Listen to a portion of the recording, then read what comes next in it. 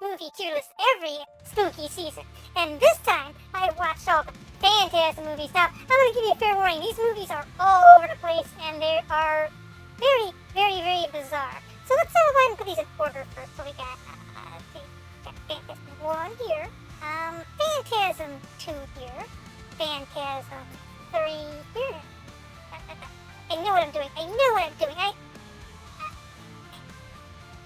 Okay, so there, 1, 2, 3, 4, 5. There we go. We got it in order. We got the Phantasm movies in order. So here we go. We're going to talk about Phantasm. So much Phantasm, I'll make you say, boy! Okay, here we go.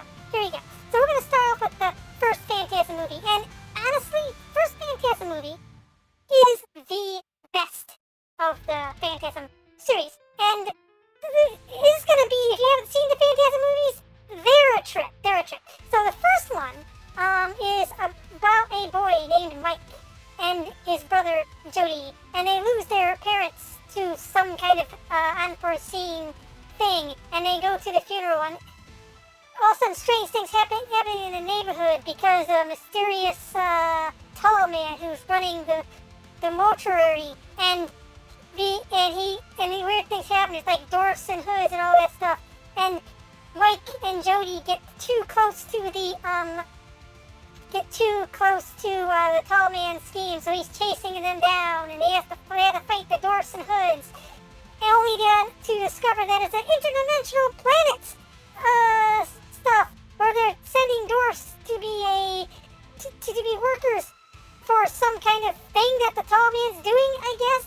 I'm going to tell you right now, the stories, these never make that much sense, to be honest.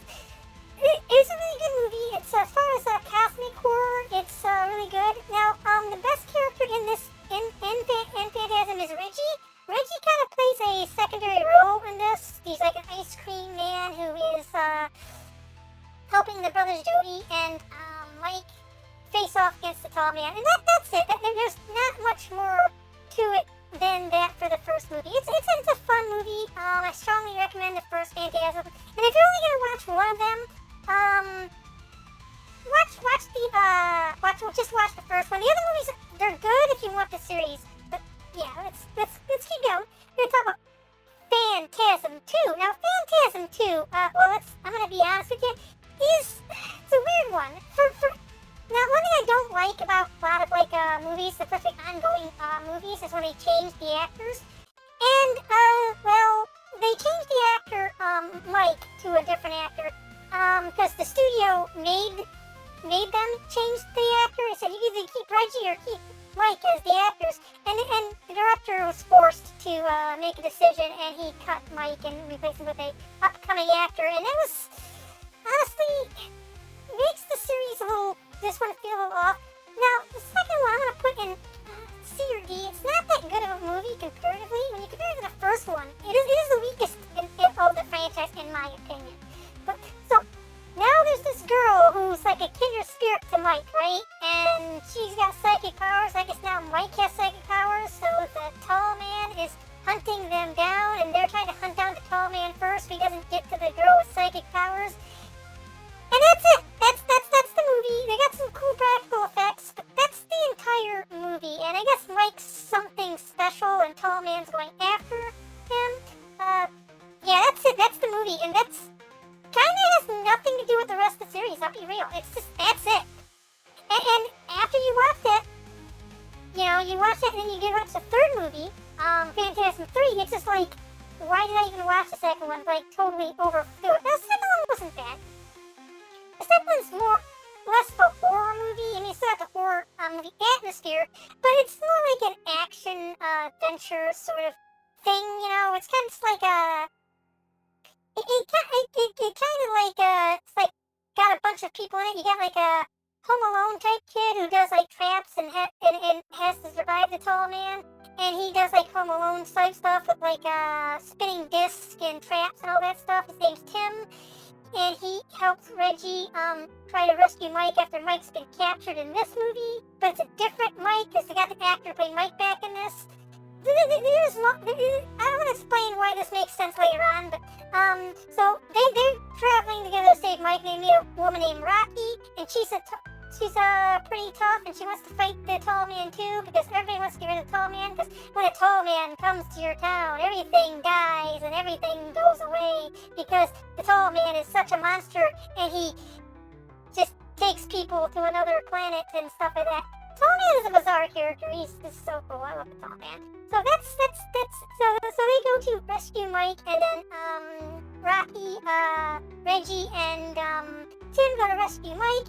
They get to the point where they do kind of rescue Mike, and Mike's kind of like a special sort of creation by the Tall Man, I guess. So you got these things called these. You learn about the Silver Spears. Now, Silver Spears are like one of the biggest deals in Phantasm, and they're like these spheres that fly around the air that got saws and drills, and they're creepy.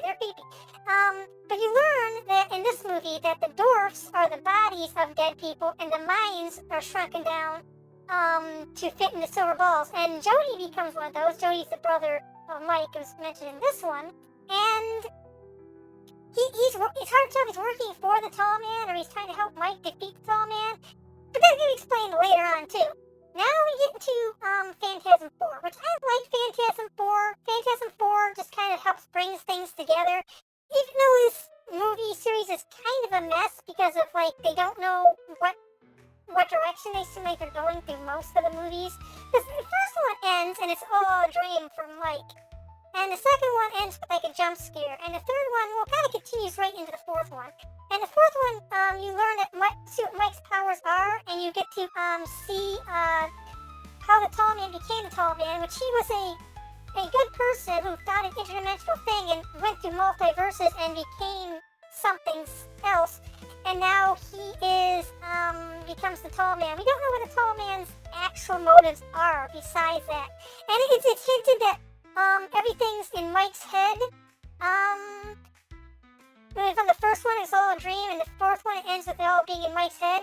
And it gets weird because it's like everything is a multi-dimensional stuff, and it's like different universes. You see a universe where Tall Man wins and the world's wiped out. You see a dimension where none of the weird stuff is happening. You see a bunch of multi-universal stuff, and it's hard to tell what's going on in these movies because there's so much going on. There's so much multi-universe jumping. But we know that the Tall Man is devious in some way or something, and it's hard to say. But yeah, I'd say this is a pretty decent movie, and I recommend watching the series. Now, the last one is Oblivion 5. Now, this one follows Reggie, the ice cream man, and his adventure to try to